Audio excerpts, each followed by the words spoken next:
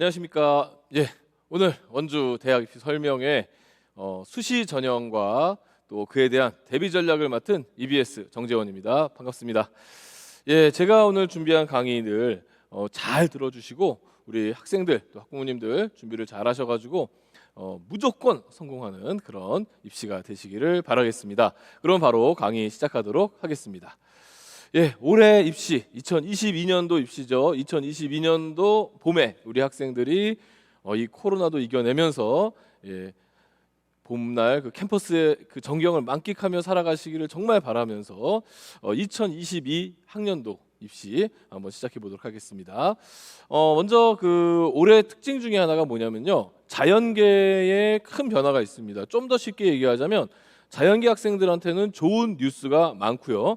인문계 학생들에게는 이런 좀 상황입니다. 그러면 어떤 뉴스가 있나 한번 살펴볼까요? 먼저 약대의 학부 모집을 합니다. 약대가 학부 모집을 한다. 약대는 그동안에 2년 동안 화학이나 생물 공부를 한 다음에 PT를 본 대학생들이 3학년 과정이 아닌 약학 전문대 과정으로, 전문대학원 과정으로 4년제 대학원을 진학해서 약사가 됐는데요. 올해부터는 대학교 1학년부터 약대를 뽑습니다. 대략 인원이 한 1,700명 조금 넘는 인원을 선발하게 되는데요. 이게 자연계에서 굉장히 큰 영향력을 발휘할 거라고 생각을 합니다. 왜 그러냐면 약대가 높을까요, 낮을까요? 그렇죠. 높은 점수대를 그동안 보여줬죠. 한 10여 년 전에 약대를 뽑았을 때 거의 의과대학교 바로 밑에 약대가 있었습니다. 따라서 올해 이 약대의 영향력은 상위권 학생들에게 굉장히 큰 영향력을 행사할 것으로 보고 있는데요.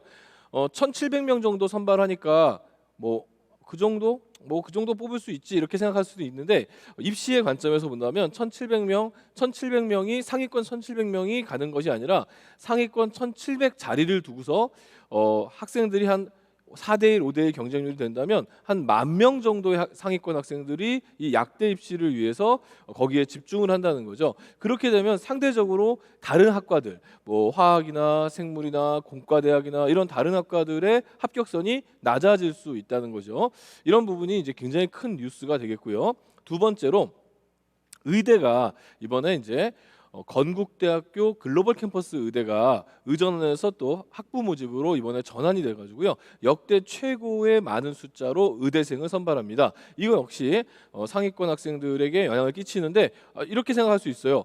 이건 상위권 애들에게만 영향 끼치는 거 아니야? 이렇게 생각하지만 아까 약대처럼 이게 누적돼서 내려오다 보면은 중하위권의 실질적인 합격선에 영향을 끼치게 됩니다. 그래서 이런 부분들에 대해서 입시를 하시는 우리 많은 선생님들이 굉장히 고민을 하고 계세요. 과연 작년에 특정 대학을 들어갈 수 있는 수준의 학생이 올해 똑같은 수준이라면 이 약대와 의대 때문에 어디까지 올라갈 수 있을까, 이런 이제 고민들을 하고 계시는 겁니다.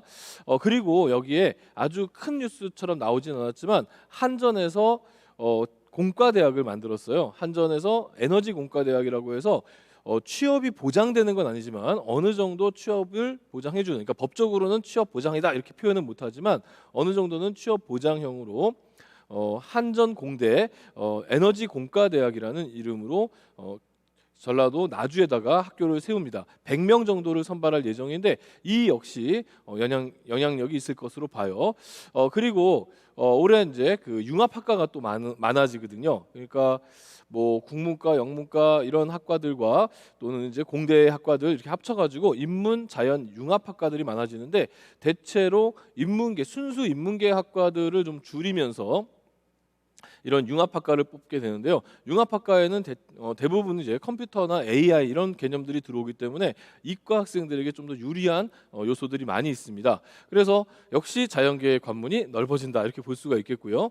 그다음에 이제 마지막으로 수학이죠. 앞서서 우리 심주석 선생님께서 설명을 자세히 좀 해주신 것 같은데, 수학에서 자연계열 대학을 가고자 하는 학생들이 선택하는 미적분 또는 기하, 이 선택자들이 확률과 통계의 선택자들보다 채점 방식과 환산 점수 방식에서 유리해서 높은 등급을 거의 사실상 독점을 하고 있죠. 따라서 정시까지 갔을 때라도 미적분과 기하를 선택한 학생들이 좀 유리한 구조가 있어서 전체적으로 자연계 학생들에게 상당히 유리한 올해 입시가 되지 않을까, 이런 생각을 좀 조심스럽게 해보고 있고요. 그리고 또 하나 이제 큰 변화 중에 하나가 뭐냐면, 수도권 대학에서 수도권 서울과 경기도 쪽에 있는 대학들이 교육부의 권고에 의해서 학교장 추천 전형, 이름은, 정확한 정식 이름은 지역 균형 전형이라고 하는데요. 지역 균형 전형을 신설했습니다. 그래서 이런 부분에서 이제 학교장 추천을 받아서 서울과 수도권 쪽으로 이제 학생들이 진입을 좀 해야 되는데요. 이 전형은 교과 전형으로 학생을 선발합니다. 그러니까 내신만 가지고 선발을 한다는 얘기죠. 그래서 교과 전형이 이 지역균형 전형 때문에 전국적으로 좀 늘어납니다. 이런 부분들을 올해 우리가 좀 생각을 해봐야 될 것 같아요. 그리고 또 작년까지 실시했던 적성고사라는 게 있었죠. 적성고사가 올해 완전 폐지가 됐습니다. 그렇게 되면서 적성고사로 학생들을 많이 뽑았던 가천대와 고려대 세종캠퍼스와 수원대학이 올해부터는 적성고사를 못 보는 대신 논술을 보겠다라고 지금 이야기를 하고 있는 상황이고요. 논술은 기존에 있던 논술보다는, 기존의 다른 대학들이 보는 논술보다는 조금 쉽게 고등학교 중간고사, 기말고사에 나오는 그냥 서술형 답안을 작성하는 그 정도 수준으로 해서 내겠다라고 지금 공표하고 있는 상황입니다. 그래서 논술 전형에 있어서 적성이 줄면서 논술 전형으로 뽑는 대학이 3개가 늘어나면서, 논술은 원래 좀 교육부에서 전체적으로 대학교에다가 논술로 뽑는 인원을 줄여달라라고 요청을 했지만, 이 3대학이 논술을 보게 되면서 약간 논술 전형이 좀 늘어나는 이런 상황이 됐습니다.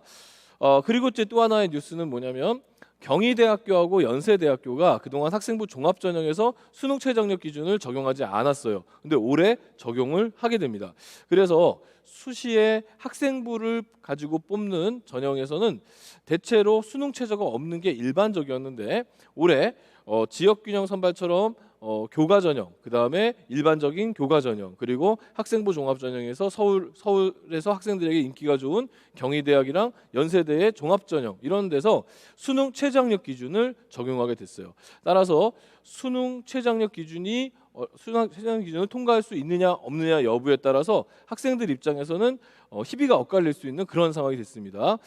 그렇다면은 앞서서 이제 우리가 생각했던 이제 그 전체적인 어떤 전형의 틀에 있어서 자연계의 또 이 수능 성적의 수학의 유리함, 이런 것들을 고려한다면 올해 미적분을 선택한 학생들 쪽에서 좀 더 이 수능 최저학력 기준 통과자가 좀 많을 것으로 보고, 또 그런 학생들이 또 이 그 수시 전형에서 조금 더 유리한 부분이 있지 않을까, 이렇게 생각을 해볼 수 있겠습니다.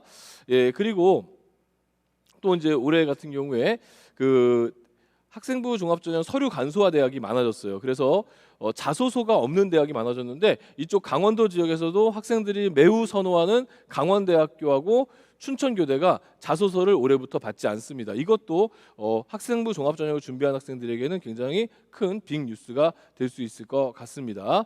그리고 이제 수능 채점 방식에 대해서 앞서서도 수학 얘기를 했지만은, 이제 국어 역시도 합법과 작문을 선택했느냐 아니면 언어와 매체를 선택했느냐에 따라서 또 요의 입장이 또 달라질 수 있을 것 같아요.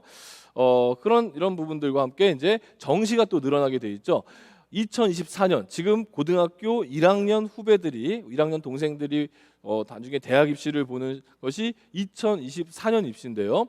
2024년 입시에서는 서울 수도권에 있는 주요 16개 대학을 교육부에서 딱 집어가지고, 너희들은 그동안 수시가 너무 많았어, 그러니까 올해부터 정시를 좀 많이 뽑아 해서 정시를 총 40%를 사실상 의무적으로 뽑게 돼 있습니다. 2년 뒤의 일이에요. 그런데 대학 입장에서는 2년 뒤에 갑작스럽게 지금 20%, 30%를 뽑고 있는 정시 인원을 40%로 확 늘리는 거에 대해서 매우 부담스럽게 생각합니다. 따라서 올해부터 내년 내후년까지 이렇게 40%를 단계적으로 나가려고 하기 때문에 이미 그 올해 정시가 조금 더 늘어나는 추세로 가고 있습니다.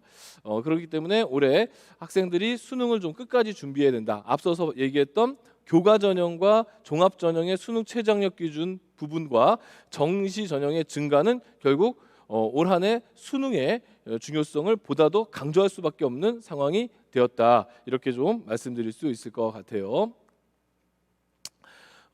그러면 이제 그 일반적인 어떤 그 모집 인원의 특징에 대해서 좀 살펴보도록 할 텐데요.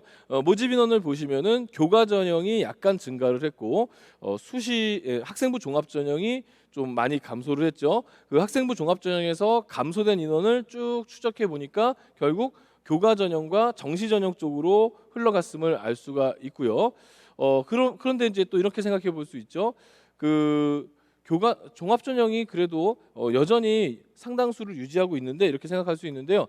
이게 이제 학생들이 선호하는 이제 15개 대학교를 뽑아가지고 좀 추려서 보면은 좀 얘기는 달라집니다.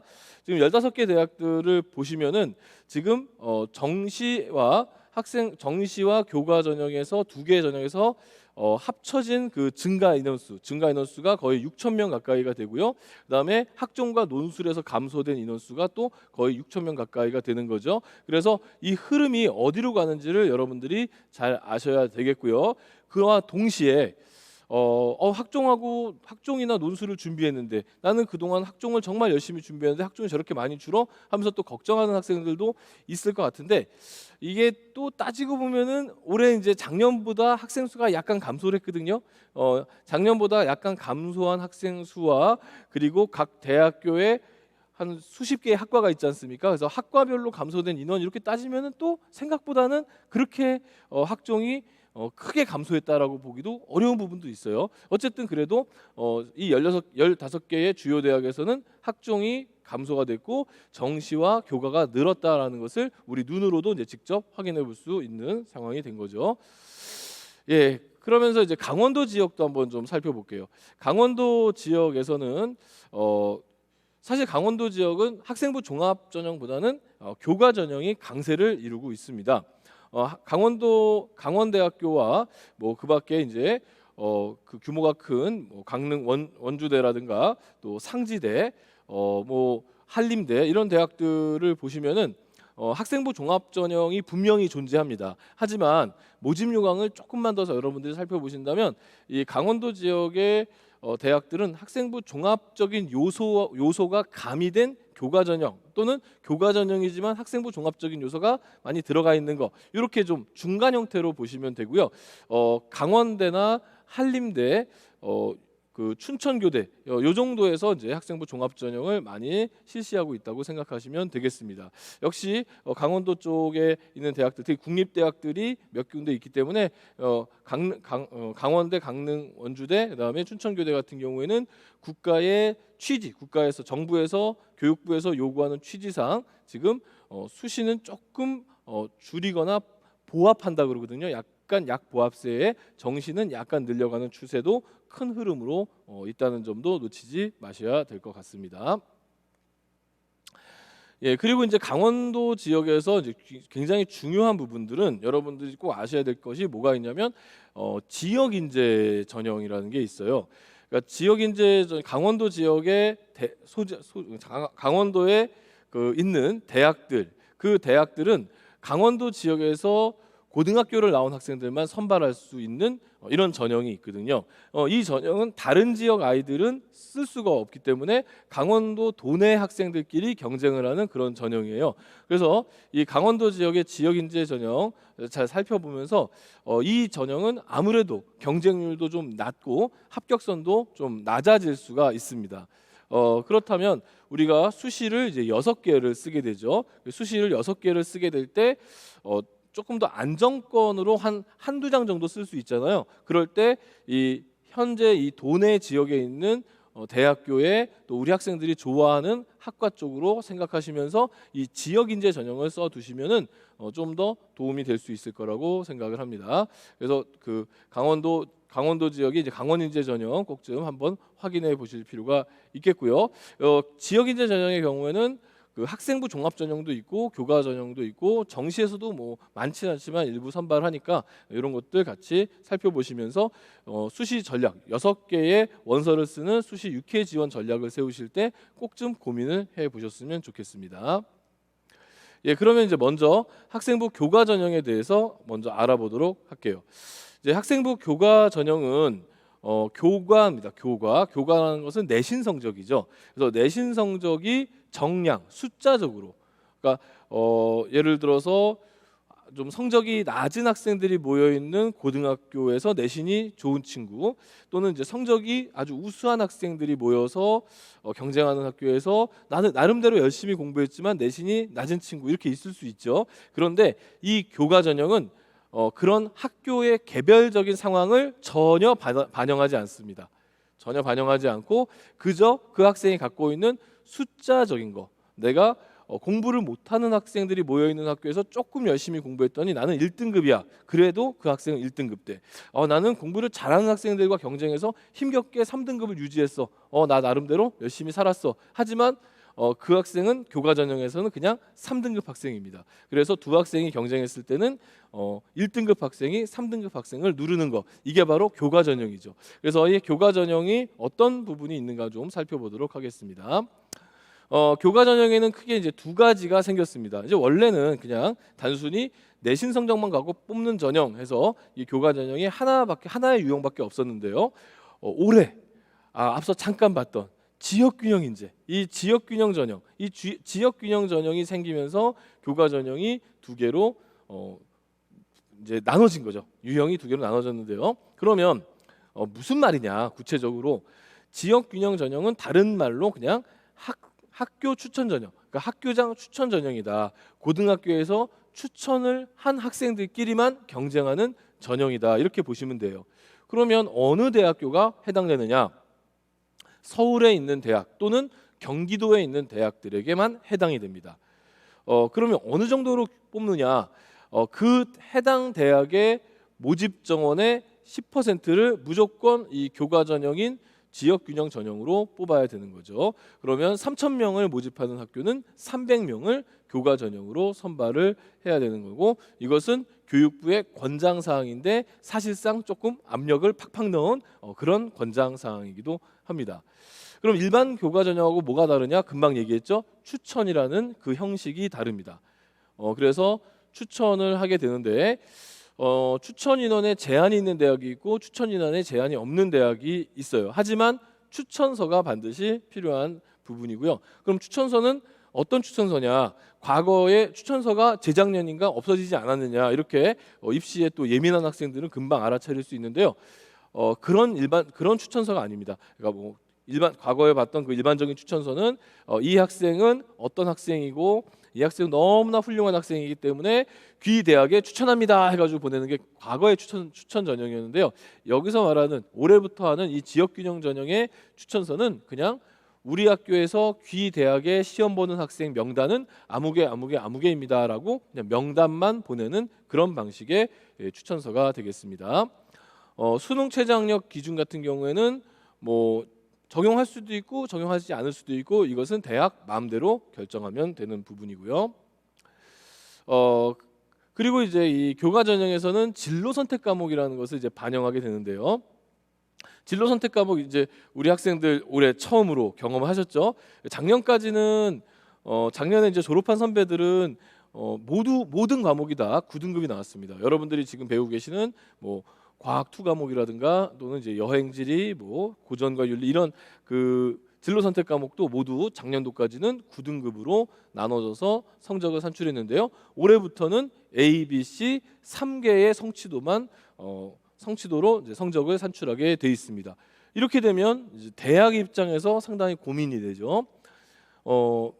A, B, C니까 최소한 A가 각각 한 30%, 30%는 나눠 가질 거 아니에요. 그러면 A를 받는 학생들은 1등부터 30등까지는 A를 받겠네, 이렇게 좀 생각이 들 수가 있죠. 근데 우리가 이제 A니까 느낌상 어때요? A는 1등급하고 좀 통할 수 있을 것 같죠.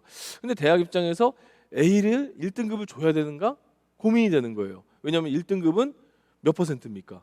1등급은 4%였죠. 100명이 달리기 해서 4등 안에만 들어야만 1등급을 받을 수 있는 게 그동안 9등급제의 1등급인데 진로 선택 과목은 기준이 80점이에요.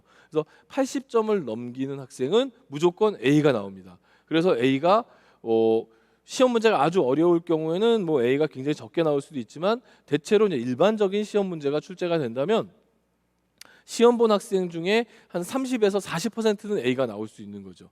만약에 9등급제로 갔으면은 4등급이나 5등급이 나올 학생이 이 절대평가인 진로선택 과목에서 A가 나옴으로써 지금 대학 입장에서는 이 A 성적을 1등급으로 환산해 줘야 될지 아니면 3, 4등급으로 환산해 줘야 될지에 대한 고민이 발생을 했습니다. 그래서 각 대학들이 어떻게 반영할 것인가 고민하다가 일부 대학은 아유 우리 학교는 반영 안 해 하면서 진로 선택 과목을 반영 안 하겠다라는 대학들이 이제 만들어졌고요. 그럼 하겠다라고 하는 대학들은 그냥 그래도 A는 A니까 A 멋있잖아. 그러니까 1등급 줄 거야. 이렇게 이제 그냥 하는 대학도 있고요. 그 중에서 이제 가장 재밌는 대학이 바로 이제 고려대학교입니다. 그래서 고려대학교는 조금 우리가 한번 살펴볼 필요가 있을 것 같아요.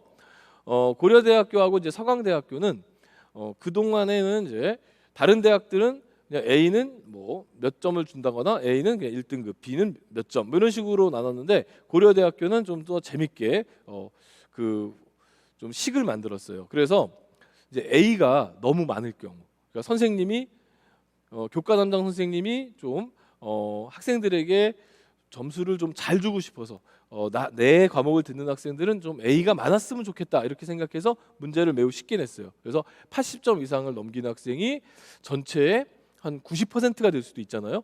이랬을 때는 이제 고려대학교 입장에서는 이거 A라고 해도 우리는 못 믿겠다 이렇게 되는 거예요. 그래서 아예 그 식을 좀 만들었어요. 그래서 A를 너무 많은 학생이 A를 받는 과목을 이수한 학생은 좀 불이익이 있을 수 있도록 식을 만들었는데 이 식이 조금 재밌고, 그리고 고려대학교 학교장 추천이라든가 학업 우수형에서 한번 도전해 볼 학생들은 한 번쯤 이 내용을 보실 필요가 있을 것 같아요. 일단은 이제 두 개의 과목을 지금 제가 올려놨습니다. 두 과목 중에서 이제 위에 있는 과목을 보시면 화학 2라는 과목이죠. 화학 2라는 과목은 지금 이 학생이 80점 나와가지고 가까스로 A가 나왔어요. 반면에 지금 기하라는 과목은 79점으로 이제 B가 나왔다고 가정을 했을 때 이제 비율은 이제 각각 과목별로 다르지만 그냥 편의상 지금 두 개로 묶었습니다. 그래서 이제 A를 계산을 해볼게요. 고려대학은 A를 받으면 무조건 1등급은 줍니다. 1등급에서 출발은 해요. 1등급 출발하고 혼자 A 받았으면 이제 1.01등급 이렇게 될 수도 있겠죠. 그런데 이제 1등급 더하기에다가 뭘 더해 주느냐? A를 받은 학생의 비율을 100으로 나눈 숫자를 더해 줘요. 근데 보니까 A의 비율이 지금 32.4%죠. 그래서 32.4%의 학생들이 A를 받았으니까 이것을 지금 100으로 나누면 0.32 324 0.3이라고 할게요. 그러면은 1등급 더하기 0.32. 그래서 이 과목의 고려대학교 환산점은 1.32등급이 됩니다. 만약에 A가 60%가 넘었다면 1.6등급쯤 되겠죠.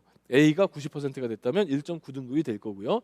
하지만 뭐 고려대학을 지원하는 학생들이 모두 올 1등급은 아니니까 뭐 2등급도 있고 이럴 테니까 뭐 1.5등급, 1.6등급 이렇게 그것이 뭐 그렇게 큰 의미는 갖지 않을 것 같아요. 하지만 B의 이야기는 달라집니다. 왜 달라지는가 한번 볼까요?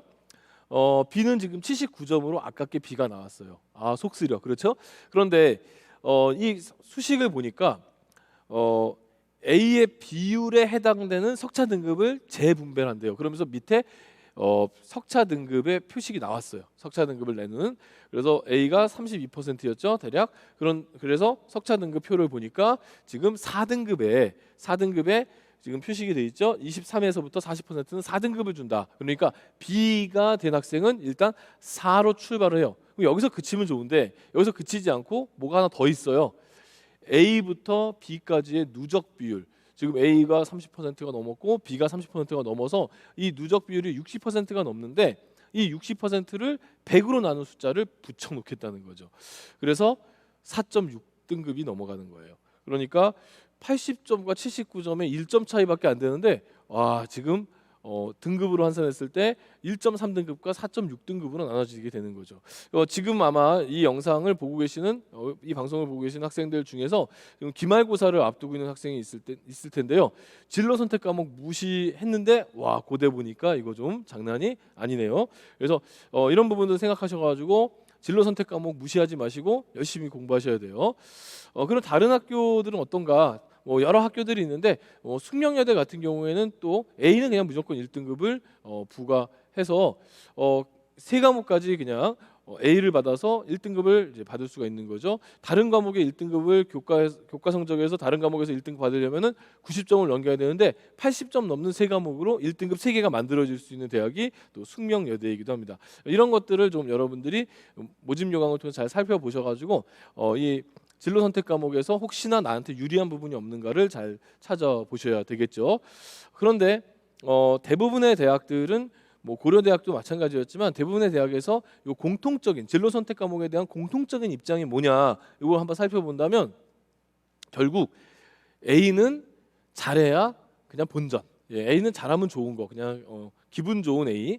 그런데 B는 확실한 손해, C는 폭망 이렇게 설명해 볼 수가 있을 것 같습니다. 그래서 진로 선택 과목 지금 공부하고 있다면 80점을 넘길 수 있도록 열심히 공부해 주시기 바라겠습니다.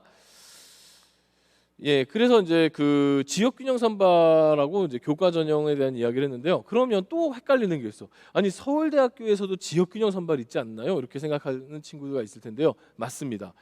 그리고 지금 교과 전형의 지역균형 선발 그리고 그 앞서서 제가 강원도 지역의 강원 지역 지역인재 전형 요 세 가지를 얘기했거든요. 그래서 한번 좀 보시면 이게 세 가지가 좀 다른 거예요. 그래서 서울대학교 지역균형 선발은 그 각 고등학교에서 대표 선수 2명만 서울대에 추천해가지고 경쟁하는 이런 시스템이고, 그다음에 조금 전까지 설명했던 지역균형 전형은 서울과 수도권에 있는 대학들에서 교과 전형으로 뽑아야 되는 교육부가 푸시해가지고 만든 그런 전형이고요. 그다음에 지역인재 전형은 이제 오래전부터 있었는데 그 해당 지역의 대학교가 있는 그 해당 지역의 고등학교의 학생들만 지원할 수 있는 그런 전형입니다. 서울대학교 지역균형 전형은 종합 전형이라면 일반적인 지역균형 전형은 교과 전형이고 지역인재 전형은 교과 전형을 할 수도 있고 종합 전형을 할 수도 있고 심지어 정시 전형도 할 수 있다는 점이 차이가 있다 이렇게 볼 수 있습니다.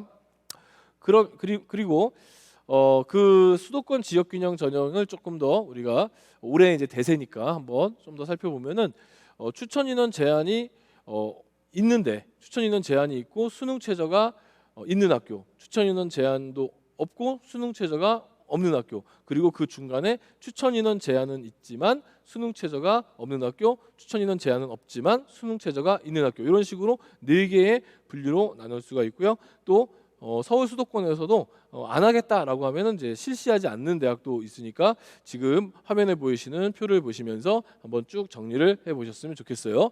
그런데 이제 여기서 이제 한 가지 여러분께 부탁을 드리는 것은 뭐냐면, 지역균형 전형은 뭐가 무조건 필요하다고 했습니까? 그렇죠? 무조건 추천서가 필요합니다. 추천서. 근데 내가 쓰려고 하는 대학을 보니까 추천 인원 제한도 없고 뭐 아무것도 없어요. 추천 인원 제한이 있으면 이미 이제 해당 고등학교에서 추천위원회를 열어가지고 우리 고등학교에서 누구를 추천하자 해서 고등학교 선생님들이랑 학교에서 추천될 대상을 알고 있는데, 추천 인원 제한이 없는 대학교는 고등학교에서 굳이 파악할 필요가 별로 없죠. 그렇죠? 학생들이 스스로 이제 판단해서 그 대학을 지원한 다음에 담임 선생님께 저 추천해 주세요 이렇게 얘기하면 되는 부분이니까요. 그런데 이제 깜빡하고 담임 선생님께 얘기를 안 했다. 추천 인원 제한이 있는 대학인데 담임 선생님께 이야기를 하지 않았다. 그래서 담임 선생님이 추천자임을 파악하지 못했다. 어떻게 될까요? 여기서 문제가 생깁니다.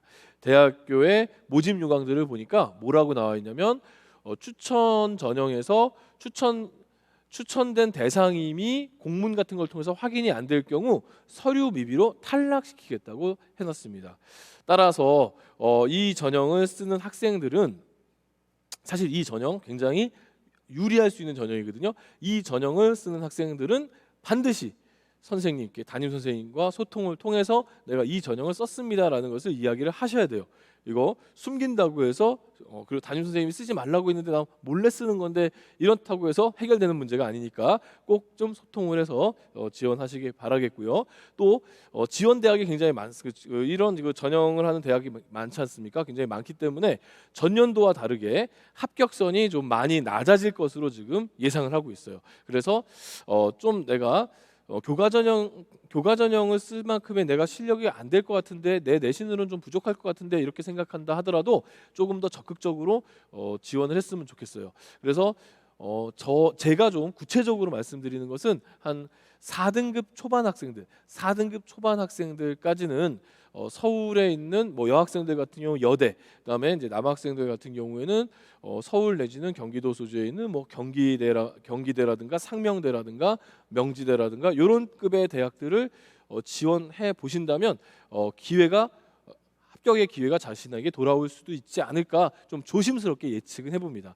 하지만 어디까지나 이 부분은 예측의 문제니까 원서 접수되는 상황들을 잘 보시면서 좀 쓸만한 대학이 있으면 그래도 한번 적극적으로 도전해 보시기 바라겠습니다. 그러면 이제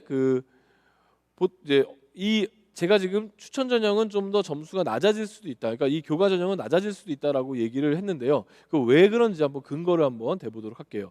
지금 현재 그 화면에 보이는 대학은 경희대학교 고교연계 전형이라고 전년도의 학생부 종합 전형인데 대신 여기는 추천 전형이었어요. 그래서 추천 인원은 그 인문계 2명, 자연계 2명, 예체능계 1명. 그래서 총 6명, 각 고등학교당 6명의 학생을 경희대에다가 추천을 하는 그런 전형이었어요. 그래서 이 전형은 올해 이 지역균형 전형으로 바뀌었습니다. 작년까지는 추천된 대상들의 학생부 내용과 자기소개서를 통해서 심사를 하는 학생부 종합 전형이었는데요. 올해부터는 이게 그냥 교과 전형입니다. 내신 성적으로만 뽑는 교과 전형이 됐어요.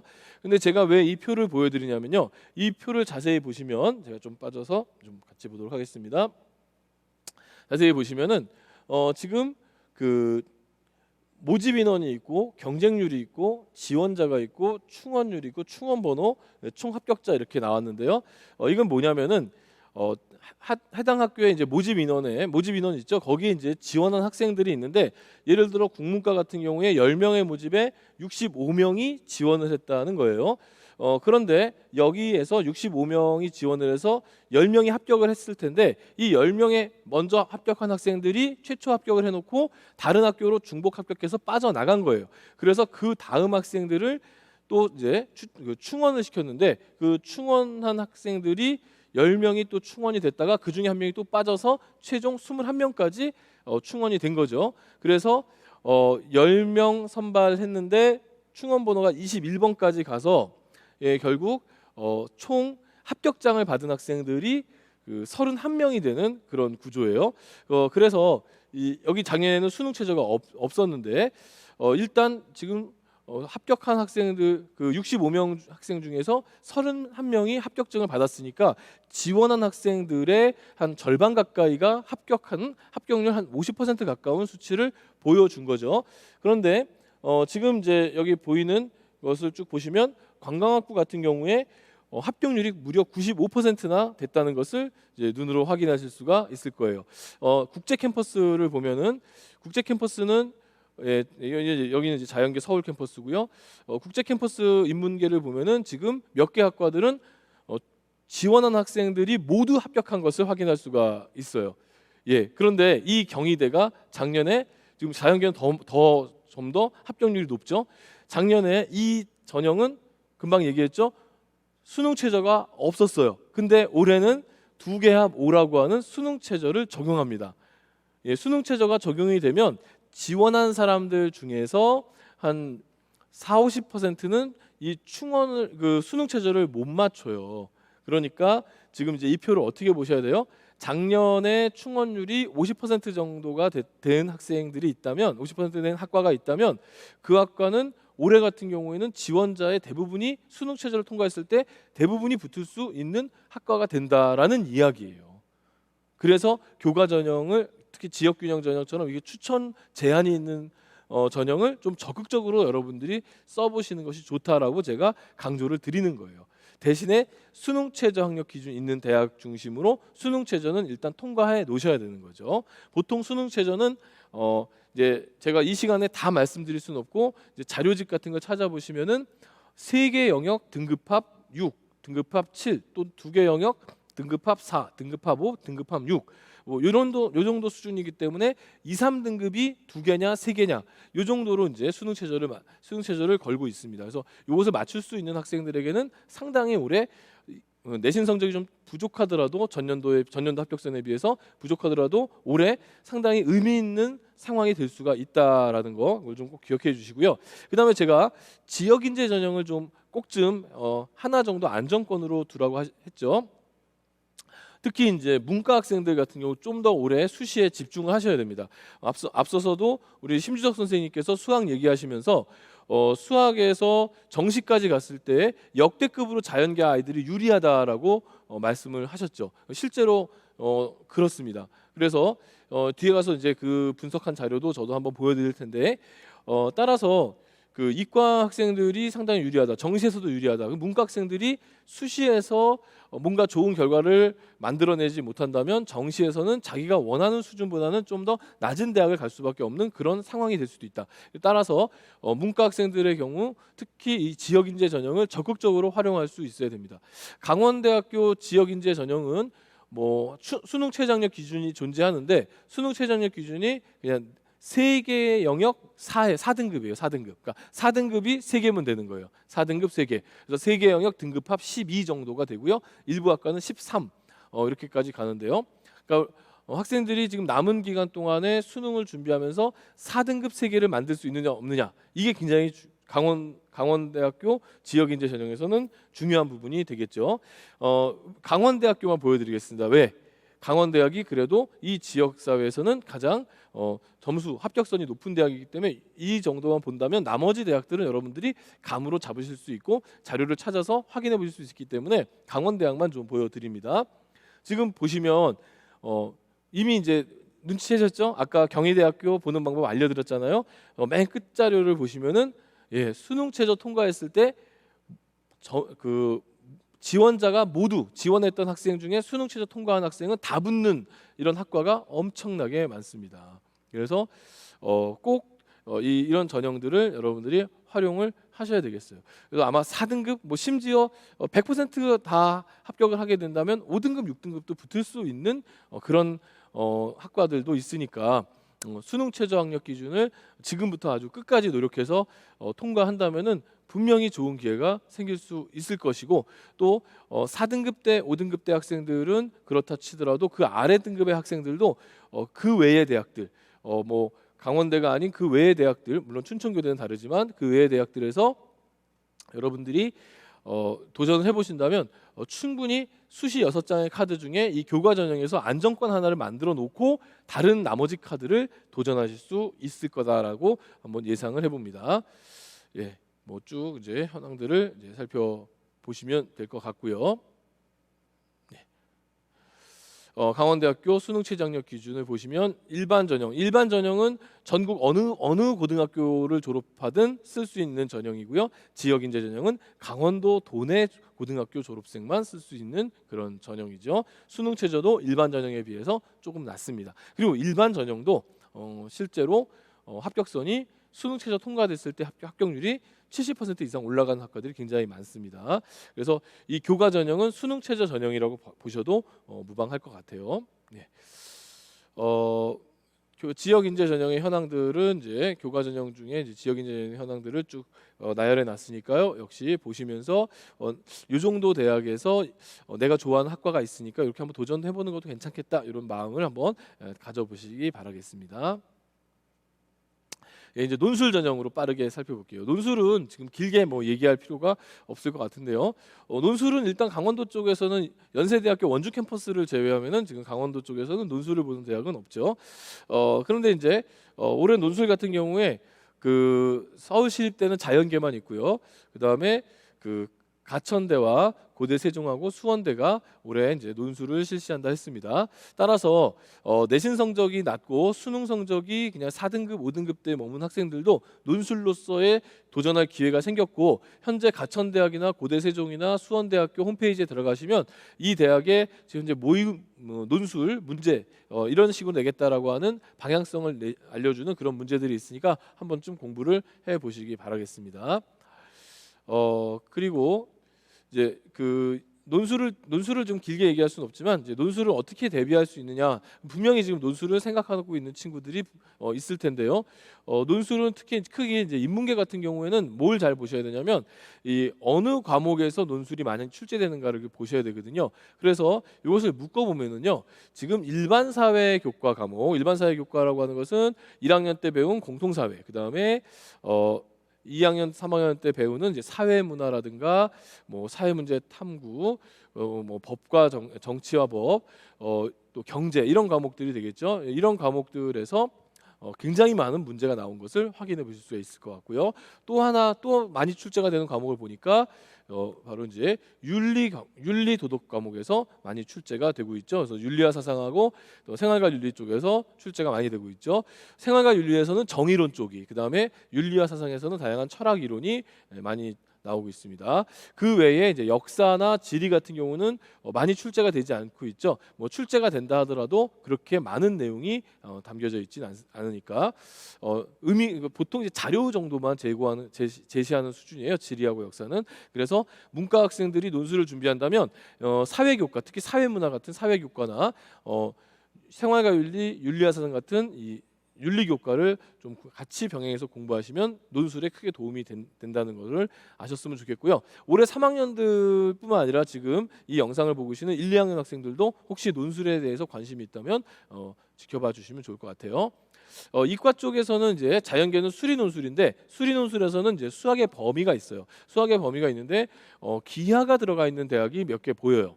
기하는 작년도에 기하가 없었어요, 수능에서. 그래서 지금 졸업생, 재수생들이 기하 선택자가 별로 없습니다. 그리고 기하 공부를 또 고등학교에서 그렇게 많이 공부를 하지 않았어요. 또 올해 같은 경우에는 이제 기하 선택자가 일부 있는데 현 고3들이 대부분이죠. 그래서 이 기하를 그 논술에 출제하는 학교들은 올 고3 학생들끼리의 경쟁이 될 가능성이 높습니다.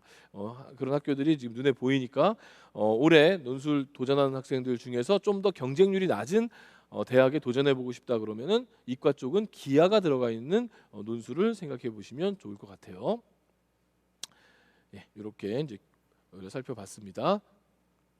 예, 그러면 이제 학생부 종합전형에 대해서 좀 알아보도록 하겠습니다. 학생부 종합전형은 올해 줄었지만 아까도 말씀드렸다시피 인구 감소의 비율이라든가 또 학과당 줄어든 인원을 따져보면은 그렇게 많이 감소한 것은 아니고, 올해 가장 많이 뽑는 전형 중에 여전히 하나의 아주 중요한 전형으로 자리 잡고 있습니다.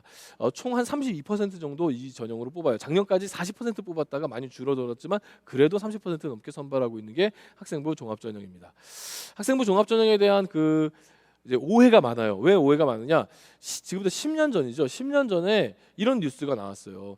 학생부 종합전형에 합격한 학생인데 뭐 내신입 7, 8등급인데 이 학생이 그 시신경이 안 좋아서 이제 공부는 잘 못했지만 곤충 같은 것을 채집하는 걸 좋아해서 나비 박사 수준의 그런 학생이었고 논문도 쓰고, 그래서 이제 이 학생이 연세대학교에 지원했을 때 연세대학교에서 이 학생을 처음에는 이 학생의 자소서를 보고 신뢰하지 않다가 혹시 한번 그래도 내신이 이 정도밖에 안 되는데도 불구하고 이런 활동을 했다면 대단한 학생이 아닐까 해가지고 면접이나 한번 보자 해서 1단계 통과시켜서 면접을 봤는데 생물학과 교수님이 이 학생과 면접을 해서 1시간 동안 둘이 대화를 했다는 거 아니에요. 그래서 합격했다라고 하는 학생부 종합전형의 전설과 같은 신화의 첫 주인공입니다. 그런데 이후에 지금 이런 경우는 없습니다. 이후에는 점점 이렇게 이런 활동만으로, 학교 공부는 등한시하고 활동만으로 학생부 종합을 붙는 사례들을 대학과 교육부에서 계속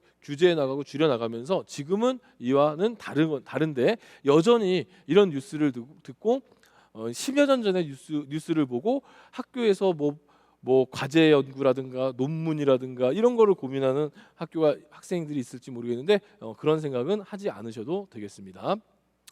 그럼 학생부 종합전형이 뭐냐? 학생부 종합전형은 학생부에 나와 있는 내용들, 학생부에 나와 있는 내용들은 출결부터 해서 뭐 수상이라든가 동아리, 봉사, 진로, 그다음에 교과학습 발달 사항 및 교과 세트, 그다음에 이제 교과 성적, 독서, 그리고 이제 종합 의견 이런 것들을 다 묶어 가지고 그 자기소개서와 함께 선발을 하는 건데요. 이 가운데 이제 어떤 기준을 여기서 뽑아내느냐? 여기서 네 가지 역량을 뽑아냅니다. 그게 학업 역량, 전공 적합성, 발전 가능성, 인성 이렇게 해당이 되는 거예요.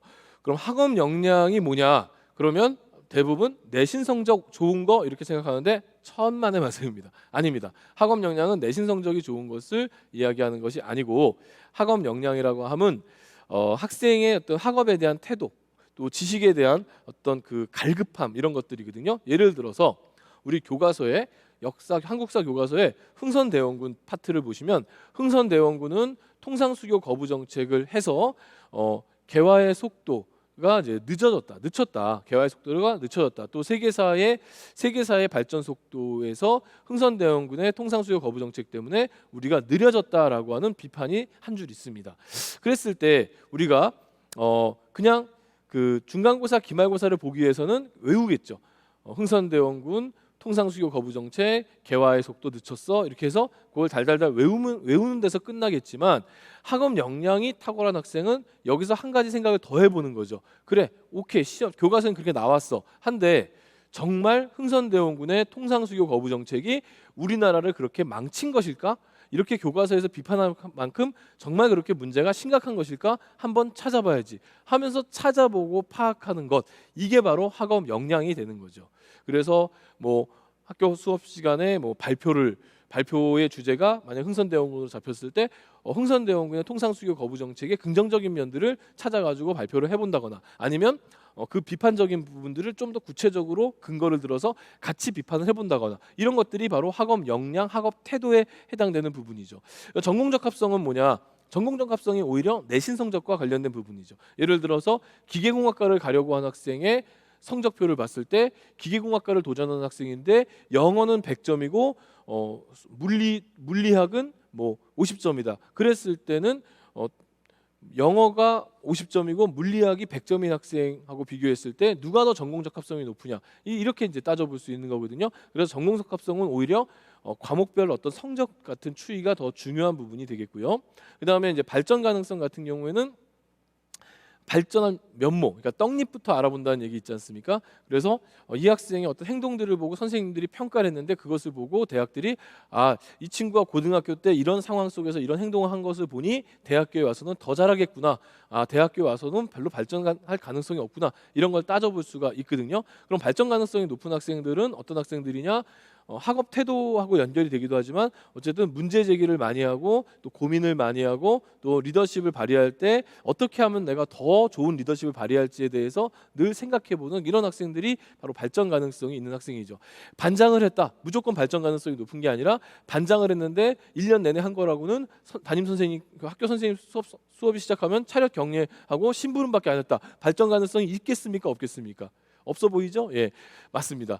그런 학생 발전할 수 있는 게 아니라 반장을 하면서 어떻게 하면 우리 반 재밌게 내가 해볼 수 있을까 이러면서 이것저것 이벤트도 해보고 담임 선생님께 상의도 해보고 이런 학생. 그리고 담임 선생님이 생기부에다가 이 학생이 반장했을 때 우리 반은 이런 활동들을 했고 너무나 재밌었다. 내지는 이 학생 때문에 활기찼었다. 그러면 그 학생의 발전 가능성은 대단히 높게 평가를 받을 수 있게 되는 거죠. 이런 부분들이 이제 발전 가능성이 되는 겁니다. 만약에 생기부에 그런 내용이 안 나왔다. 자소서가 있죠. 자소서에다가 내가 했던 활동 중에 왜 이런 활동들을 했는지 설명하다 보면 이 발전 가능성을 충분히 어필할 수가 있어요. 그다음에 인성이라고 하는 것은 착한 거 못된 거 이런 거 얘기하는 것이 아니고 물론 이제 학교 폭력 이런 데에 연루돼 있으면은 문제가 될 수 있죠. 하지만 인성의 부분은 대체로 그 인내심이라든가 또는 이제 뭐 꾸준함, 뭐 인내심이나 꾸준함이나 뭐 비슷한 말이겠지만 뭐 또는 이제 긍정적인 마인드 이런 것들이 이제 인성에 해당이 되는 거죠. 그래서 다소 실패를 겪더라도 가끔 뭐 성적이 좀 떨어지더라도 이것을 빨리 만회하는데 그 마인드 이런 것들이 또 인성의 부분에 포함이 될 수 있는 거니까 인성적인 부분들도 한 중요한 요소가 되겠죠. 하지만 학업 역량이 상위권 대학일수록 굉장히 높게 평가된다는 것을 꼭 좀 기억해 주시기 바라겠습니다. 지금 보여드리는 것은 이제 서울대학교의 자료집에 나온 건데요. 서울대학에서는 학업 능력, 학업 태도 이 두 가지가 학업 역량이죠. 그 다음에 학업의 소양, 그러니까 이게 이제 인성이나 발전 가능성 부분이죠. 그래서 학업 역량, 학업 태도의 부분을 굉장히 높게 보고 있다는 것을 알 수가 있죠.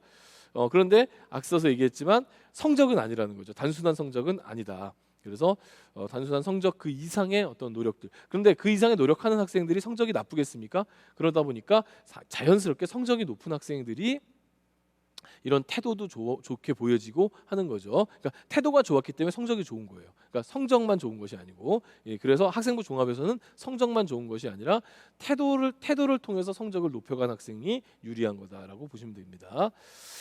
그리고 이제 올해부터는 자소서가 없는 대학이 막 늘었어요. 그래서 2년 뒤에 자소서가 없어질 것 예상하고 올해부터 자소서를 안 받겠다라고 하는 대학들이 엄청 늘었거든요. 그래서 이제 그 대학들을 보시면 서울에서는 이제 고대, 상명대, 서강대, 한국외대에 원래 안 받았던 한양대가 있고요. 그 다음에 이제 전국에 있는 모든 교대, 강원도 지역의 춘천교대가 자소서를 안 받습니다. 그 다음에 전국에 있는 지방 거점 국립대, 강원도에서는 강원대학교가 역시 자기소개서를 받지 않습니다. 거기에 이제 교원대가 또 자기소개를 받지 않는데요. 이런 지방 국립대학교에서 학생들이 가장 선호하는 학과 중에 하나가 바로 사범대인데, 사범대 그리고 춘천교대와 같은 교대, 그다음에 교원대, 이렇게 교사가 되는 학과들이 지금 자소서를 안 받고 있어요. 그러니까 보통 이제 자소서에다가 이런 교사가 되고자 하는 학생들은 자소서에다가 내가 왜 교사가 되고 싶은지 이런 꿈들을 막 실어 놓는데 그게 이제 안 들어가 있다는 거죠. 그러면 이제 남은 3학년 1학기의 생활기록부 안에 어쨌든 그 학생의 좀 뭔가 이 교사로서의 어떤 자질 내지는 특징 또는 관심도 이런 것들이 좀 드러나는 게 좋겠죠. 그래서 그 이번에 기말고사가 끝나면은 생기부가 이제 생성되는 과정을 거칠 텐데 그때 우리 학생들이 좀 이런 교대나 교사가 되고자 하는 그런 꿈을 갖고 있는 학생들이라면 좀 더 이런 부분들을 관심을 가지고 생기부에 들어갈 수 있도록 뭐 독서를 좀 더 해본다든지 아니면은 뭐 우리 기말고사 끝나고 여러 이제 발표나 이런 활동을 할 때 이런 교사에 대한 부분을 초점을 맞춰가지고 활동을 열심히 해서 좀 관심도를 보여줄 필요가 있습니다. 예. 그리고 이제 그 자기소개서도 역시 바뀌었습니다. 자기소개서도 보통 학업 경험, 그다음에 활동 경험, 인성 이렇게 세 가지 평가를 했었는데 이제는 그 하나 묶었죠. 그래서 활동과 학습을 하나로 묶고 그다음에 인성 부분도 공동체 속에서 자신의 모습을 드러내는 것으로 바뀌었습니다. 그래서 그렇기 때문에 이제 이 자소서의 부분 물론 요 짧은 시간으로 자소서를 제가 다 설명할 수는 없겠죠. 저에게 주어진 시간이 이제 50분, 1시간 뭐 그 정도밖에 안 되기 때문에 지금 자소서에 대한 이야기를 다 할 수는 없겠지만 분명한 것은 자신의 그 태도의 부분들, 관심도의 부분들을 잘 표현하시기 바라겠습니다. 아까 이미 흥선대원군 얘기하면서 자소서의 학습 경험에 대한 이야기가 사실은 나온 거거든요. 그러니까 학생들이 그냥 성적이 단순하게 올라갔다라고 하는 이런 수준이 아니라 내가 어떤 부분에 관심을 가져서 어떻게 찾아보고 그 찾아본 결과 나에게 어떤 변화가 있었고 어떤 그 지적인 또는 이제 창의적인 역량이 생겼는지 이런 것들을 이제 설명해내는 방식으로 풀어내셔야 되겠습니다. 아마 그 작년의 자소서처럼 학습 경험이 나오고 그다음에 활동 경험이 나오고 이게 두 가지로 나눠가지고 각각 글자를 썼는데 이번에 하나로 묶였으니까 아마 하나의 그 질문 1번 질문에다가 두 가지 에피소드를 넣는 방식으로 해보는 것도 괜찮을 것 같습니다. 예, 그리고 이제 그 학종의 이제 공통적인 성격들을 좀 보시면요. 일단은 이제 그 4, 5등급 대의 학생이라도 교과서 특기나 이런 그 자소서를 통해서 근데 자소서가 무조건 합격을 시키는 거 아니고 교과서 특기 정말 잘 나와 있어야 돼요. 교과서 특기나 생기부의 내용들 중에 이런 자율활동이나 이런 내용들 중에서 정말 학생이 좀 뭔가 활동적이면서 좀 의미 있는 활동들을 많이 했다고 판단을 하면 4등급, 5등급 대 학생들도 서울권에 있는 대학의 학생부 종합전형으로 합격하는 사례를 많진 않지만 그래도 적지 않게 본 것은 사실입니다. 그래서 그런 부분들 한번 체크를 해두시면 좋겠고요. 그 다음에 이제 성적이 상승한 학생들 있죠. 성적이 상승했을 때는 이게 그냥 단순히 등급만 상승한 것이 아니라 원점수하고 이게 같이 상승하는 게 좋습니다. 그러니까 1학년 때 고등학교 1학년 때 좀 우리가 좀 어리어리하죠. 어리버리해가지고 한 뭐 원점수 50점, 60점에 내신 성적 5등급, 6등급 나왔던 학생이 2학년 때 조금 이제 적응하고 정신 차리고 공부하고 학습의 양이 늘면서 원점수가 70점, 80점 넘어가면서 3, 4등급이 됐다가 고3 때 더 발전을 해서 원점수 80점, 90점에 1등급도 가끔 나오고 2, 3등급이 나왔다. 그럼 그 학생의 전체 성적은 4등급, 5등급이라도 대학에서 판단할 때는 이 상승하는 곡선을 원점수와 같이 맞물려서 봤을 때 학생이 상당히 노력을 많이 했구나라는 것을 알 수가 있고 학생의 능력이 좋아졌다는 것을 확인할 수가 있게 되는 겁니다. 그 다음에 이제 특정 과목이 우수해서 특정 전공하고 연결됐을 때 아까 전공 적합성과 관련된 부분인데요. 그 기계공학이나 이런 공학 같은 경우에는 물리 1, 물리 2 점수가 높거나 기하나 미적분 점수가 높으면 상당히 긍정적인 평가를 받기도 합니다. 그 다음에 학생의 성향이 뚜렷하게 드러나서 아주 강력한 리더십이라든가 아니면 배려심이 굉장히 강하다든가 이렇게 되면 아주 크게 학업 역량이 떨어지지 않는 한 뭐 앞서 얘기했던 3, 4등급쯤 되겠죠. 그 정도 수준에서는 좋은 결과를 예측해 볼 수도 있겠고요.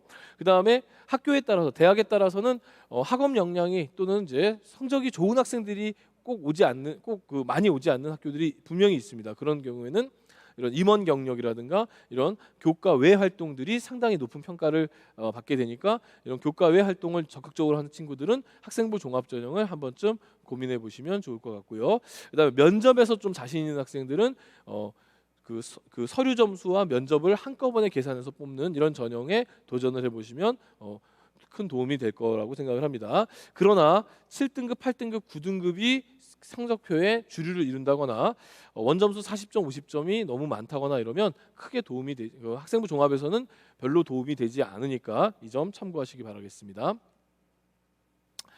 예, 그러면 이제 학종을 어떻게 준비할 것이냐? 학종은 먼저 자기 자신을 좀 객관화시킬 필요가 있어요. 나는 어떤 존재다라는 것을 먼저 파악을 하셔가지고 좀 나눠보실 필요가 있어요. 나의 진로 희망은 무엇이다. 그러니까 마치 내가 나를 평가하는 거죠. 예, 객관화를 시킨 다음에요. 그래서 분야별로도 나눠보시면 좀 더 좋고요. 객관화시킨 다음에 자료들을 또 찾아보는 거죠. 합격한 선배들의 어떤 수기, 책자 이런 걸 찾아보든가 아니면 서울대학교 홈페이지에 들어가면은 아로리라고 하는 사이트가 있거든요. 그런 사이트에 들어가서 한번 그 자소서 있어요. 이 서울대학교 아로리 사이트에는 학과별로 우수한 자소서들이 또 실려 있으니까 그런 것도 벤치마킹도 해 보시면서 자신의 이제 부족함을 찾아보시고 자신의 이제 부족함이 발견됐으면 남은 이제 기말고사 끝나고 8월 30일까지 생기부가 마지막으로 생성되는데 그때까지 내가 어떤 부분을 좀 더 보완할 것인가를 고민해서 어떤 분야에서 무엇을 해보자라는 것들을 같이 한번 넣어보시면 좋을 것 같습니다. 예, 그리고 그 점검 후에는 또 이제 지원 대학의 범위를 또 정할 텐데요. 학생부 종합전형은 무조건 적극적이어야 됩니다. 무조건 긍정적이고 무조건 적극적으로 도전하시는 것이 필요하다는 것을 명심하셔야 되고요. 그리고 이제 합격선을 좀 보시면요. 합격선은 대략 이러합니다. 강원도 지역의 합격선은 의대 쪽이 이제 1등급대가 되겠고요. 전체적인 합격선은 한 3등급, 4등급에 좀 많이 대부분의 학교들이 몰려 있고 그리고 이제 보건계열 학과들은 좀 더 그 2등급, 3등급 쪽으로 이제 몰려 있습니다. 특히 이제 국립대 보건계열이라든가 병원이 큰 규모가 있는 이런 대학의 보건 같은 경우에는 좀 더 성적이 높다는 점도 명심해 주시면 되겠고요. 반면에 최근에 이제 지역 소재 대학들의 이 모집 학생이 부족해지는 이런 현상들은 이 강원도 지역 대학들이 상당히 고민하고 있는 부분이기도 한데요. 그러다 보니까 좀 내신이 많이 낮더라도 또 합격하는 대학이 있으니까 4년제 대학을 지원하실 때 자기에게 맞는 것들을 잘 찾아보시기 바라겠습니다. 예, 수능하고 정시를 빠르게 좀 볼게요. 왜냐하면 이제 아까 우리 심주적 선생님이 수학에 대한 이야기를 많이 하셨죠. 그래서 공통 과목하고 이제 선택 과목으로 이제 나눠서 평가가 되는데 이 공통 과목의 평균점을 이 선택 과목 한 학생들별로 분류해가지고 점수를 산출하는 방식이라 확률과 통계를 선택한 학생들의 공통 과목 점수가 좀 낮은 편이거든요. 그러다 보니까 확통 선택자들이 대체로 환산 점수에서 낮게 받는 이런 구조가 됐다라는 거고요. 이것은 이제 대학 그 교육부에서 뭐라고 설명하고 있냐면 미적분이나 기하가 공부할 분량이 많다는 거예요. 그래서 공부할 분량이 많기 때문에 많은 분량을 공부해온 학생이 좀 더 유리하게끔 한 것이니까 뭐 어쩔 수 없다라는 식으로 지금 설명을 하고 있는 그런 부분입니다. 근데 이제 이 부분은 어쩔 수 없는데 뭐가 문제냐면은 이런 거예요. 그러니까 결국에는 이제 그 기존에는 이 파란 하늘색으로 보이는 게 작년에 이제 수리 가형이고 이 분홍색으로 보이는 게 이제 작년에 수리 나형이었다면 작년에는 가형에서 못하는 친구, 나형에서 잘하는 친구. 근데 가형에서 못하는 친구가 나형에 잘하는 친구보다 잘하게 되더라도 이게 가형에서 등급이 따로 나오고 나형에서 등급이 따로 나와서 이 B 학생 지금 나형에서 잘하는 친구. 비록 잘하지만 이제 가형보다는 약한 친구, 이 친구 같은 경우 좋은 등급을 받을 수가 있는데 올해는 이제 이게 두 개를 합쳐져 가지고 그냥 그대로 줄 세우기가 되다 보니까 A를 받았던 친구, 가형을 선택했으면 4등급, 5등급 나와야 될 친구가 올해 같은 경우에는 그 같이 성적이 표가 나오다 보니까 이 친구가 1, 2등급이 나올 수가 있게 된 거고 나형을 작년처럼 선택했으면 1등급이 나올 수 있는 친구가 올해는 3, 4등급 또 더 밀려서 4, 5등급이 나오는 그런 구조로 가고 있는 겁니다. 그렇게 이해가 되셨을 것 같고요. 근데 이제 문제는 뭐냐면 지금 이 고려대학교를 좀 볼까요? 고려대학교의 학업부 수형의 수능 최저학력 기준이 좀 높아요. 근데 확률과 통계 선택한 학생들 중에서 몇 퍼센트가, 이건 전체 학생입니다. 전체 학생 중에서 몇 퍼센트가 고려대학교 학업부 수형의 수능 최저를 통과할 수 있을까 보니까 확률과 통계 선택자들은 2%밖에 안 돼요. 반면에 자연계 선택자들은 10%나 통과할 수 있다는 계산이 나와서 결국 수능 최저에서도 확률과 통계가 상당히 불리하다. 그럼 거꾸로 얘기하면 확률과 통계를 선택한 학생이 수능 최저를 맞췄을 때는 그 자신이 지원한 대학에 합격할 가능성이 엄청나게 높아진다라는 것을 얘기할 수 있는 거고요. 반대로 이제 이과가 유리한 부분이 있지만 수시에서만큼은 특히 수능 체제에서만큼은 나만 통과하는 게 아니라 통과하는 다른 아이들도 통과하는 아이들이 너무나 많아져서 꼭 수능 최저 통과가 합격을 보장하지는 않는다 이런 얘기가 될 수가 있죠. 반면 미적분 선택한 학생들은 수시에서는 합격을 보장하지 못하지만 이렇게 정시로 가면은 미적분을 필수적으로 보는 학교가 있는 반면에 특히 이 두 번째 나오는 미적분과 기하에 가산점을 주는 학교들이 있어서 이 가산점을 주는 학교들에서는 유리한 부분이 있습니다. 한신대, 가톨릭대, 강릉원주대, 강원대, 한림대 우리 강원도 지역에 있는 대학들이 미적분과 기하를 선택했을 때 가산점을 주기 때문에 미적분 기하를 선택한 이과 학생들이 정시에 갔을 때는 가산점을 받고 확률과 통계 선택자들을 이제 확 뛰어넘어서 합격할 수 있는 가능성이 올라간다라고 보시면 될 것 같아요. 그래서 앞서서 이제 제가 계속 강조했던 것이 문과 학생들은 수시에서 뭔가 좀 결과가 나오는 것이 아무래도 올해 좋을 것 같고 이과 학생들은 정시까지 바라봐도 그렇게 손해 볼 일은 없을 것 같다라는 생각이 듭니다. 예, 그럼 좀 정리를 해보자면요. 일단 이제 올해 그 수능 최저학력 기준이 굉장히 중요한 한 해가 된다고 계속 누차 강조를 했죠. 정시도 늘고 그다음에 수능 최저도 늘고 학종에서도 수능 최저를 보고 우리가 수능 준비를 좀 잘 하셔야 될 것 같고요. 특히 이제 그 문과와 이과의 통합으로 문과 학생들은 이제 수학 부분이 내신에서도 이미 좀 손해를 봤는데 그렇죠. 손해라면 손해죠. 손해를 봤는데 이제 수능에서도 조금 아쉬운 부분이 있습니다. 그래서 이제 문과 학생들은 정말 수시에서 뭔가 좋은 결과가 나와야 될 것 같다는 생각이 들고요. 그다음에 이제 그 수능의 역할이 이제 굉장히 클 것으로 이제 예상이 되는데 그럼 우리는 어떻게 준비해야 되느냐? 일단은 이제 이번 그 남은 기간 동안에 수능을 정말 최선을 다해서 준비를 하셔야죠. 특히 3학년 2학기 모든 것을 수능에 걸고 이제 공부를 하실 타이밍이 온 겁니다. 이번 기말고사가 끝나게 되면은 그 동안에도 이제 수능 준비를 열심히 해오셨겠지만 그 어느 때보다도 이제 수능 준비에 많은 시간들을 투자하시고 또 단기간에 오른다기보다는 우리 수능까지의 시간이 아직도 충분히 있으니까 우리가 올린다라는 생각으로 하시면 돼요. 그러니까 예를 들어서 영어 같은 경우에 3등급만 돼도 수능 최저 통과하기가 굉장히 수월해지거든요. 그런데 영어 4등급인 학생들을 보면은 65점인 경우가 되게 많아요. 65점. 그러면 3등급 70점. 불과 두 문제만 더 맞추면 금방 3등급 될 수 있는 상황이거든요. 그렇기 때문에 우리 학생들이 남은 기간에 아직 충분한 시간이 있다. 한 과목당 두세 문제만 더 맞추자라는 그런 마음으로 열심을 다해 주신다면 분명히 좋은 결과가 있을 것 같고요. 올해 이 학교장 추천 전형이기 때문에 지원할 수 있는 학생들이 한정이 돼 있고 거기에 여러 상위권 학교들이 쭉 누적되어 있기 때문에 이게 추합이 되게 많이 발생할 수 있을 것 같아요. 그래서 3, 4등급 학생들도 적극적으로 이 학교장 추천 전형을 서울권 도전하는 학생들은 생각해 보시기 바라겠고요. 강원도 지역에서는 강원인재 전형을 반드시 하나 정도 넣어서 안정권을 만드시는 게 좋을 것 같고요.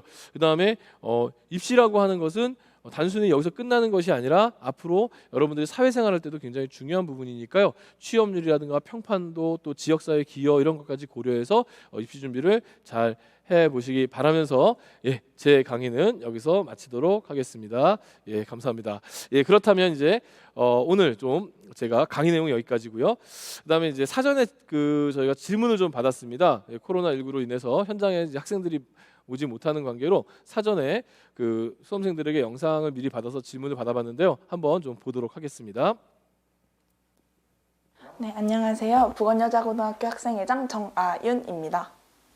이제 자기소개서를 쓸 때 생활기록부에 나타나 있는 활동 한 가지를 중점적으로 심화해서 적어나가는 게 좋을지 아니면 나타나 있는 활동들 여러 개를 유기적으로 연결을 해서 이야기를 만들어 나가는 것이 좋을지 궁금합니다. 저 질문이 좀 많이 들어온 것 같은데 자소서를 쓸 때 이제 어떻게 해야 되느냐 이런 고민을 많이 하는데요. 유기적으로 쓰는 것은 굉장히 좋습니다. 그러니까 왜냐하면 유기적으로 쓴다는 것은 이미 본인이 고등학교 생활 내내 여러 가지 이제 생각하고 사전에 어떤 계획들, 이제 요즘 아이들의 표현으로는 이제 빌드업이라고 하죠. 이런 빌드업의 과정들이 들어있기 때문에 유기적으로 쓸 수 있는 건데요. 그러나 이제 또 특정 학과들이 있어요. 그러니까 학과에 따라 좀 다르거든요. 그러니까 예컨대 이제 학생들이 대학에 들어와서 바로 적응해야 되고 또 관심도를 많이 보여줘야 되는 이런 학과들이 있어요. 특히 이과 쪽에 그런 학과들이 많은데 그런 데는 좀 더 심층적인 내용이 필요합니다. 그러니까 결론적으로 얘기하자면 학과에 따라서 대학에 따라서 좀 더 유기적으로 해야 되는, 특히 문과 쪽은 좀 유기적인 게 훨씬 더 좋을 수 있고요. 이과 쪽은 좀 더 심층적인 부분 쪽으로 가는 것이 좋다라고 답을 해드릴 수가 있을 것 같아요. 그리고 지금 실시간으로 유튜브로 들어온 질문을 답을 한번 해보도록 하겠습니다. 지금 이제 한번 질문 한번 뽑아 볼게요. 하나 보여주시죠. 우무님인가요? 수시 원서를 넣을 때 마지막 날까지 눈치를 보다가 넣으라는 선배들이 있는데 빠르게 지원하면은 빠르게 지원하고 다른 거에 집중하는 게 나을까요? 아니면 눈치를 보는 게 좋을까요? 이렇게 얘기했는데요. 이것도 명확하게 대답해 드릴게요. 요거 있지 않습니까? 교과 전형 같은 경우는 좀 눈치를 볼 필요가 있고요. 학생부 종합 전형 눈치 보실 필요 없습니다. 됐죠? 학생부 종합 전형 지원하시는 학생은 빨리 지원하고 자기의 소신, 자신의 목소리 이것을 자소서에 담아서 입력할 준비를 하셔야 되고요.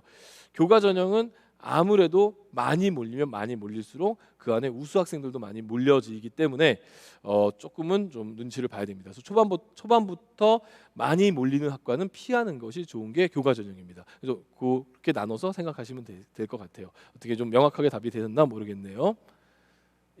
그러면 제 강의 들어주시느라 고생 많이 하셨고요. 앞으로 또 좋은 기회가 있으면 또 다른 모습으로 보여드리고 EBSI에 제가 또 만들어 놓은 영상 컨텐츠들이 있습니다. 그런 컨텐츠도 많이 참고하셔가지고 우리 입시에 큰 도움 되시기 바라면서 제 강의는 여기서 마치도록 하겠습니다. 감사합니다.